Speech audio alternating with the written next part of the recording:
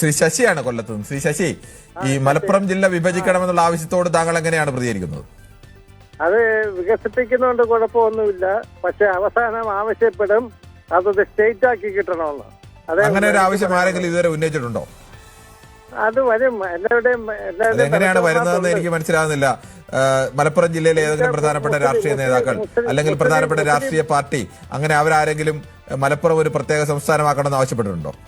മുസ്ലിം ഭൂരിപക്ഷം പറ്റില്ലേ? അപ്പൊ ഈ താങ്കൾ താമസിക്കുന്ന കൊല്ലം ജില്ലയിൽ ഹിന്ദു ഭൂരിപക്ഷമില്ലേ? അപ്പൊ അങ്ങനെ താങ്കൾക്ക് അവിടെ ഒരു വേറെ സ്റ്റേറ്റ് ആക്കണമെന്ന് ആവശ്യപ്പെട്ടിട്ടുണ്ടോ? ഇല്ല, ആരും ആവശ്യപ്പെട്ടത് അതേക്കുറിച്ച് ചിന്തിച്ചിട്ടില്ല. അപ്പൊ പിന്നെ മലപ്പുറത്തുകാർ മാത്രം ചിന്തിക്കുമെന്ന് താങ്കൾ എന്താണ് കണക്കാക്കുന്ന കാര്യം? മലപ്പുറത്തുകാരുടെ ജനങ്ങളുടെ രീതി അങ്ങനെയാണ്. അതെങ്ങനെയാണ്? അതെന്താണ് താങ്കളുടെ തെളിവ്? എന്താണ് തെളിവ് പറഞ്ഞാൽ ശരിയാവത്തില്ല സാർ. തെളിവ് പറയാൻ ശരിയാകത്തില്ലെങ്കിൽ പിന്നെ താങ്കൾക്ക് പെട്ടെന്ന് തോന്നിയൊരു അഭിപ്രായം പറഞ്ഞാൽ മതിയോ? അല്ല, ഈ ഒരു അഭിപ്രായം ഇവിടെ താങ്കൾ കൊല്ലം ജില്ലയിൽ ഹിന്ദുക്കൾ ഭൂരിപക്ഷമായ കുഴപ്പമൊന്നുമില്ലെന്ന് താങ്കൾ തന്നെ പറയുന്നത്. എങ്കിൽ മലപ്പുറത്ത് മുസ്ലിം ഭൂരിപക്ഷം കൂടുതലായാലും എന്താ കുഴപ്പം? അവിടെ അതാ പറഞ്ഞ മറ്റൊരു സ്റ്റേറ്റ് ആവശ്യപ്പെടും. അല്ല, അത് കൊല്ലം ജില്ലയിലെ വേറെ ഏതെങ്കിലും രാവിലെ ആവശ്യപ്പെട്ടോ? ഇല്ലല്ലോ. മലപ്പുറം ജില്ലയിൽ ഇതുവരെ ഏതെങ്കിലും നേതാക്കൾ ആവശ്യപ്പെട്ടിട്ടുണ്ടോ? ഇല്ലല്ലോ. അത് തമ്മിൽ എന്താണ് വ്യത്യാസം? മലപ്പുറത്ത് ആവശ്യപ്പെട്ടിട്ടുണ്ട്, പക്ഷെ അത് പുറത്ത് വന്നിട്ടില്ല. അത് ആരാവശ്യപ്പെട്ട്?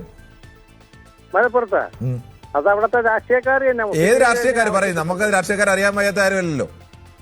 അത് പറഞ്ഞുകൂടാ സാർ. അതെന്താ പറഞ്ഞുകൂടാ? താങ്കൾ അങ്ങനെ ഒരു ഈ കേരളത്തിനകത്ത് ഒരു വിഘടനവാദം നടക്കുന്നെങ്കിൽ അത് പുറത്തു കൊണ്ടുവരികയല്ലേ വേണ്ടത്?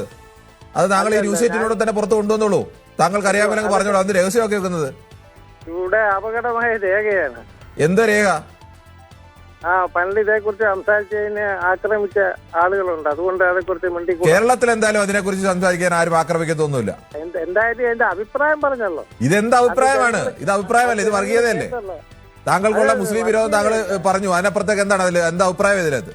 അല്ലാതെ ഏതെങ്കിലും ഒരു മതക്കാരെ വിരോധം വെച്ച് നിന്നാൽ താങ്കൾക്ക് ഇങ്ങനെയൊക്കെ തോന്നും. പറയാൻ പറ്റില്ല എന്ന് തോന്നും. കേരളത്തിൽ അങ്ങനത്തെ ഒരു അവസ്ഥയുമില്ല.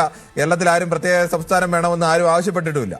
ഇത് ചില വാട്സാപ്പ് യൂണിവേഴ്സിറ്റികളിൽ നിന്ന് വരുന്ന പ്രചരണങ്ങളാണ്. അത് വിശ്വസിച്ചാൽ താങ്കൾക്ക് അങ്ങനെയൊക്കെ തോന്നും. സാറിന്റെ മനസ്സിൽ ഇതിരിക്കട്ടെ. എന്റെ മനസ്സിൽ ഇതൊന്നും ഇരിക്കട്ടെ. എനിക്കിതൊക്കെ കേട്ടാൽ മനസ്സിലാവും ശ്രീ ശശി. എനിക്കിതൊക്കെ കേൾക്കുമ്പോൾ കൃത്യമായി മനസ്സിലാവും താങ്കളുടെ മനസ്സിൽ എന്താണെന്ന്.